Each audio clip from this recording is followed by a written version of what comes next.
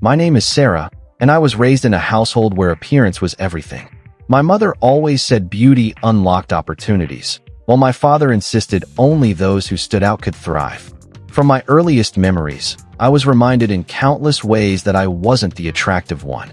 My older sister, Lily, seemed to have it all: sparkling green eyes, flowing hair, a radiant smile. She soaked up attention I could only imagine. When guests visited, Mom would glow and say, "Isn't Lily stunning?" Then glance at me with a faint frown. "Sarah, you could take a few pointers from your sister." I'd nod, forcing a smile, but each comment etched itself into my heart. Family events were like theater productions, with Lily in the spotlight and me fading into the background, unnoticed. During photos, Mom would murmur, "Sarah, shift a bit to the side. You're disrupting the frame," before flashing a grin for the camera. Once, when I asked why there were no solo pictures of me in the house, she said, "Sweetie, we just don't have enough frames." But the truth was clear. The walls displayed Lily's awards, Lily's milestones, Lily's flawless grin. I didn't fit into their picture of a perfect family. At school, things were no easier. Classmates sensed my discomfort, my efforts to avoid attention. They nicknamed me Fader or Lily's Shadow, and those labels clung to me. I once confided in Mom about the bullying, hoping for comfort, but she sighed. "You're too fragile, Sarah." Dad chuckled. "If you'd stop burying yourself in books, maybe people would see you." Books, though, were my sanctuary, the one place I wasn't measured against Lily. But even that became a family jest. "Scholar Sarah," Dad would tease from the couch. "Think all that reading will make you pretty?" Everyone laughed, except me. I'd offer a strained smile and slip to my room, where I could cry in private. By high school, I'd accepted my role as the unseen daughter. Lily was a star athlete, prom queen, the town's darling. Weekends were filled with her events or modeling gigs. Mom loved the spotlight, styling her like a princess, while I sat in baggy clothes, buried in assignments. "You could at least try, Sarah," Mom would say. "You've given up." I wanted to shout that I was trying, just not in the way she cared about. My effort was in enduring, in staying gentle despite their indifference. But to them, I was a letdown in dull outfits. Then came my senior year, when everything shattered. I'd spent months studying, chasing scholarships, and dreaming of college, a chance to finally breathe. But my parents saw it differently. "Why throw money at college?" Mom said when I mentioned it. "You won't make it out there, Sarah. You're too quiet, too ordinary." Dad added, "School won't make you charming." They called it pragmatism. I saw it as cruelty dressed up as wisdom. Still, I didn't surrender. I took a job at a cafe after school, saving every penny. I'd come home reeking of coffee and pastries, and Mom would grimace. "You'll never find anyone working there," she'd say. "At least Lily has ambition." Graduation was meant to be my moment. I was valedictorian, top of my class. On stage, giving my speech, I scanned the crowd for my parents. They sat beside Lily, who was snapping photos of herself, barely acknowledging me. After the ceremony, I approached them, clutching my diploma, hoping for a shred of pride. Mom glanced at me and said, "Maybe skip the photos, Sarah. You'll appreciate it later." Dad smirked. "Yeah, no need to capture that look. You seem exhausted." They laughed. I wanted to disappear. That moment showed me no achievement would ever shift their view of me. Later, Lily posted countless graduation photos online, all of her glowing with friends. In one, I was a blurry figure in the background, holding my speech. Her caption read, "Cherishing this day with family," but I wasn't mentioned. Mom commented, "Our lovely daughter," and I stared at the screen, feeling something inside me solidify. That night, I vowed to stop seeking their validation. When my college acceptance letter arrived, I shared it at breakfast. Mom barely looked at it. "That's far, Sarah. Maybe it's for the best." Dad said, "Distance might do you good." They laughed, and I tucked the letter away, holding back tears. When I asked for help with tuition, Mom snapped, "We're not wasting money on something that'll only humiliate us." Dad nodded. "We don't need you dragging our name down, Sarah. You're not ready for the world." Those words, dragging our name down, cut deep. I locked myself in my room, sobbing until my chest ached. But through the tears, a quiet strength grew. If they didn't want me to carry their name with pride, I'd create a life where their opinions held no weight. The day I left for college was bleak. I had one bag, a backpack, and $150 from tips. No one helped me pack. Lily was out, and my parents didn't see me off. At the door, Mom handed me a bag of snacks and said, "Don't make a fool of yourself, Sarah." Dad added, "The world won't go easy on someone like you. Don't come back begging when you fail." I didn't respond. I walked to the bus stop and never looked back. College was a new world. For the first time, no one judged me against anyone else. No one told me to hide or change. My roommate, Ava, was bold and vibrant, puzzled by my hesitation to accept praise. When she said, "Your smile is so warm," I mumbled, "You don't need to say that." She frowned. Why would I fake it? That night, I studied my reflection, trying to see what she saw. It was hard. Years of being called plain had taught me to spot only faults. But slowly, I began to believe I wasn't flawed, just raised to think I was. Money was scarce, but freedom was exhilarating. I worked at a campus library, and the owners sometimes let me keep worn novels. I filled my dorm with books, stories of people who overcame worse and found hope. I studied late, powered by budget coffee and sheer will. When I earned perfect grades that first semester, I almost called home. Then I recalled Dad's voice. "School won't make you charming." I shut my laptop instead. Holidays were tough. Everyone went home for Christmas, leaving me on campus. Once, I saw Lily's online photos, family laughing around a festive table. The caption read, "Grateful for my incredible parents." I wondered if they remembered me.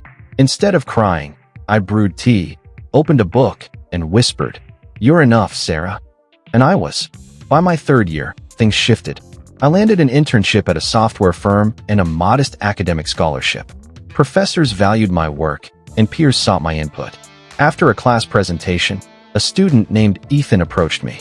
"You're amazing at this," he said. I braced for a joke, but none came. He just smiled. For the first time, I felt visible, not as a shadow, but as someone who mattered. Still, my past lingered. Mom sent occasional messages, always about Lily's latest triumphs. Lily's new car, Lily's engagement, Lily's local fame. Never a "How are you, Sarah?" or "We're proud." I stopped reading them. After college, I got a solid job and moved to a new city. It wasn't fancy, but it was mine. I furnished my tiny apartment with thrift store finds, plants, and fairy lights. Friends called it welcoming. I laughed. Home had never felt warm before. Every milestone was defiance. Every success said, "You were wrong." I didn't crave revenge or apologies, just a life that proved them mistaken. At night, I'd gaze at the city and think of the girl at the bus stop, clutching snacks and a bruised heart. She was still part of me, but not my whole story. I'd become someone who knew her worth without needing to hear it. I never aimed to be remarkable. I just wanted to escape the version of me my parents shaped. After graduating, I settled into a small city apartment and took a job as a data analyst. The pay was modest, but waking up without dread was priceless. No one knew me as the plain sister or Lily's shadow. I was just Sarah, the reserved woman who worked diligently and thanked people for small kindnesses. My manager, Ellen, was steady and inspiring. She'd say, "You're skilled, Sarah. Stop acting like you don't belong." I'd laugh nervously because I'd spent my life doing just that.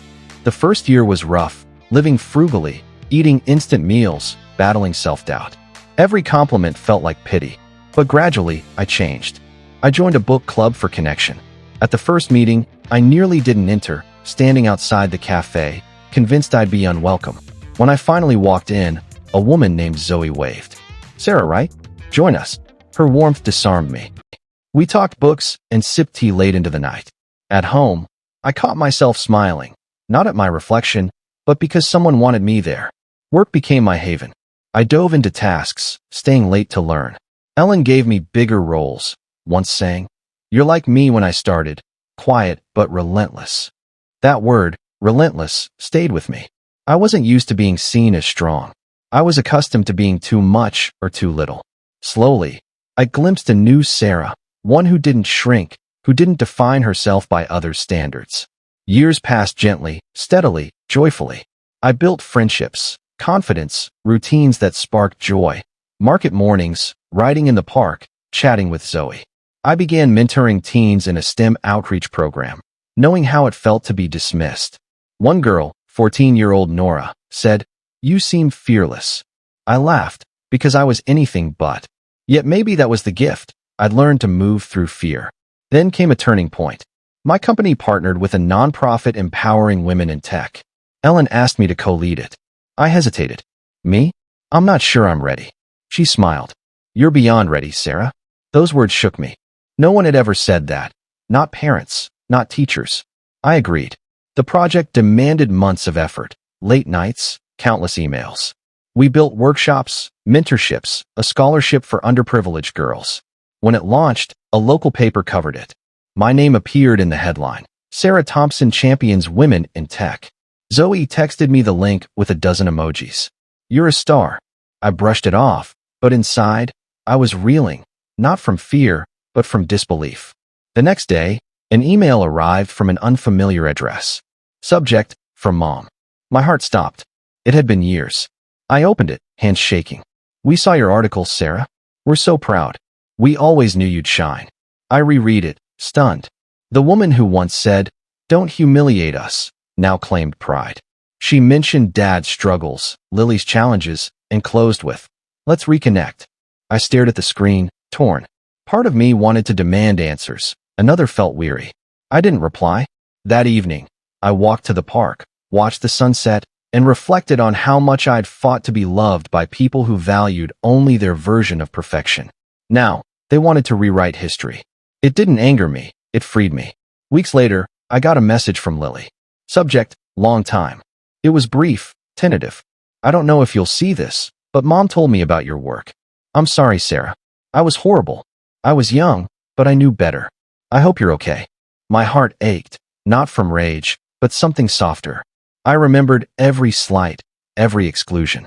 Yet I saw her not as the sister who wounded me, but as someone shaped by the same parents who told me, "You'll thank us for being honest." Maybe she'd believed them longer. I didn't respond, but kept the email, a quiet olive branch. By my 30th birthday, I had what once seemed impossible: peace, friends, purpose. I didn't need their voices anymore. But life has a way of circling back. Our nonprofit was invited to a national conference. My team insisted I speak. "Sarah, it's your story," Zoe said. I was nervous but agreed. On stage, facing hundreds, I shared my journey, growing up where looks trumped kindness, where effort was mocked, and how I redefined success. I didn't name my family but spoke truth. Sometimes, you must become who your younger self needed, even if it means releasing those who couldn't love you then. The room hushed, then roared with applause. I smiled, not for approval, but because I felt complete. That night, I found a voicemail from Mom. Her voice was frail. "We saw your speech, Sarah. You were radiant. Your dad wept." She paused, then whispered, "We're sorry. We didn't know better. Please call." I listened, eyes closed. I didn't call, not from spite, but because I didn't need to. I'd found my peace. Years later, life had blossomed. I married David, a man whose quiet strength taught me love could be steady, not earned. He didn't try to mend me. He gave me room to grow. When I shared my past, he said, "You don't need to prove anything, Sarah." His love was a safe harbor. One morning, an email arrived. Subject, it's Mom. My stomach nodded. I hadn't heard from her in months. "Your dad's ill, a heart issue. Things are hard. I know we failed you. I'm sorry. Can we talk?" I froze. David said, "You don't have to decide now." But I knew I couldn't ignore it. They were still my parents. That night, I called. Mom gasped, "Sarah?" I whispered, "Hi, Mom." Dad's weak voice came through. "Is that my girl?" I swallowed. "Yeah, Dad."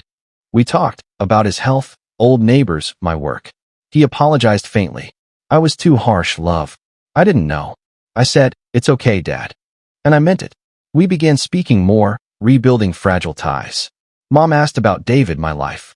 I told her I was happy, that love wasn't a prize but a constant. She cried, "You're so strong, Sarah." I smiled. Her words came too late, but I let them land. One call, Mom hinted at financial strain. "Hospital bills are overwhelming. I hate asking, but we're struggling." Her voice held no guile, just fatigue. I didn't reply immediately. That night, I told David, "I want to help, but not at my expense." He nodded. "Do it your way, Sarah." I found the hospital's payment portal and anonymously covered several bills. When Mom called, overjoyed, saying, "A stranger paid part of Dad's care," I smiled. "That's amazing, Mom," she said. It's like a miracle. David mouthed. You're their miracle. I shook my head, teary but content. Dad's health stabilized briefly. He'd call to share small joys. Birds at the feeder, new sketches. You'd laugh at my art, he chuckled. Mom says it's terrible. I laughed, tears falling. Keep drawing, Dad. Our talks were imperfect, but healing. Mom softened, admitting, I didn't know how to love you, Sarah. I thought toughness helped. I said, I know, Mom. We've both grown. David met them via video call. Mom teared up. He seems kind, Sarah. David grinned. She's my everything. Dad said, look after her, son. David replied, always. Afterward, I sat quietly, David holding me. You turned hurt into healing, he whispered. Dad passed gently in his sleep. Mom called, voice breaking. He smiled, Sarah. He said he loved you. I whispered, I love you too, Dad. The words felt full, not fractured. Weeks later, David and I visited Mom. The house felt smaller, softer. She cried. You came. I hugged her. Of course, Mom. Inside, old photos lined the walls, but now a framed article about my nonprofit hung among them. That's my daughter, Mom said, touching it. I didn't correct her. That night, we drank tea at the kitchen table. The house, once heavy with pain, now held survival. Mom said, I regret what I told you, Sarah. You deserved better. I took her hand. It's okay, Mom. We learned. She whispered, thank you for not abandoning me. I smiled. I did this for me, Mom. Back home, I lay beside David, city lights twinkling. You okay? He asked. Yeah, I said. I really am. I thought of Dad, Mom, the girl I was, the woman I'd become. Love doesn't always come from those who owe it, but when it arrives, it teaches you to give it without losing yourself. As I drifted off, David's hand in mine, I whispered. I helped them, forgave them, and kept myself. Not vengeance, not defeat, but peace.